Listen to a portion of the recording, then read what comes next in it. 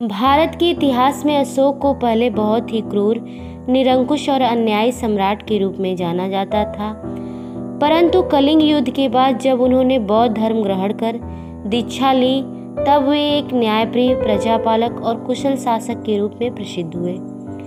एक दिन सम्राट अशोक अपने राज्य का कारागार देखने गए। वहां उनकी दृष्टि 4 कैदियों पर पड़ी। अधीक्षक से कहकर उन्होंने चारों कैदियों को अपने पास बुलवाया। पहले कैदी से उन्होंने पूछा, तुम यहाँ क्यों लाए गए हो? महाराज, मैं निर्दोष हूँ। पहला कैदी बोला, नगर सेठ के यहाँ चोरी हुई। नगर कोतवाल वास्तविक चोर को पकड़ न सके। अपनी यही कमजोरी छिपाने के लिए उन्होंने मुझे पकड़कर यहाँ पहुँचा दिया। तब सम्राट ने दूसरे कैदी से कारागार में आने का कारण पूछा। वह बोला, महाराज, मैं भी चोरी के जुर्म में यहाँ लाया गया हूँ, पर मैं बेकसूर हूँ। नगर कोतवाल की मुझसे शत्रुता थी।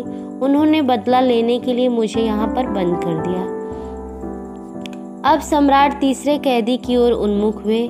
मैं भी निर्दोष हूँ महाराज, तीसरे कैदी ने कहा। मैं नगर कोतवाल को रिश्वत न दे सका।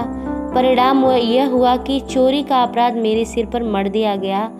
महाराज को प्रभावित करने के लिए तीनों कैदी झूठ बोल रहे थे। चौथा कैदी अब तक सिर झुकाए खड़ा था। सम्राट ने उससे पूछा, और तुम? मैं क्या कहूँ महाराज, मैंने चोरी की है। चोरी एक दंडनीय अपराध है, इसलिए मुझे सजा मिली है।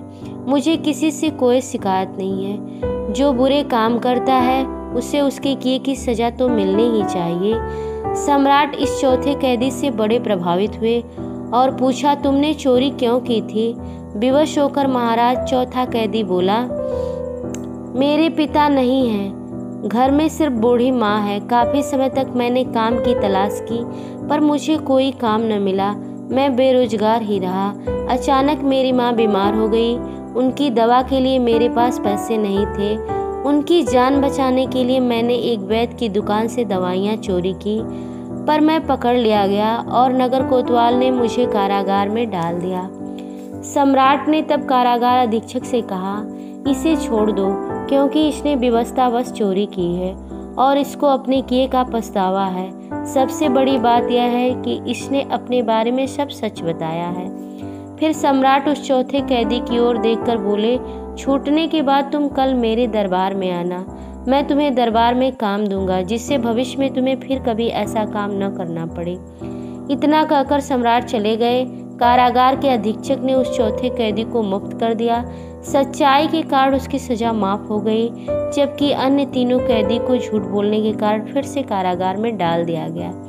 तो इस कहानी से हमें यह शिक्षा मिलती है कि हमें सदा सत्य बोलना चाहिए। सत्य बोलना कड़वा तो जरूर होता है, लेकिन उसका परिणाम अच्छा मिलता है। कहानी अच्छी लगी हो तो वीडियो को लाइक, शेयर और चैनल को सब्सक्राइब करें। मिलते हैं अगली कहानी के साथ, तब तक के लिए धन्यवाद।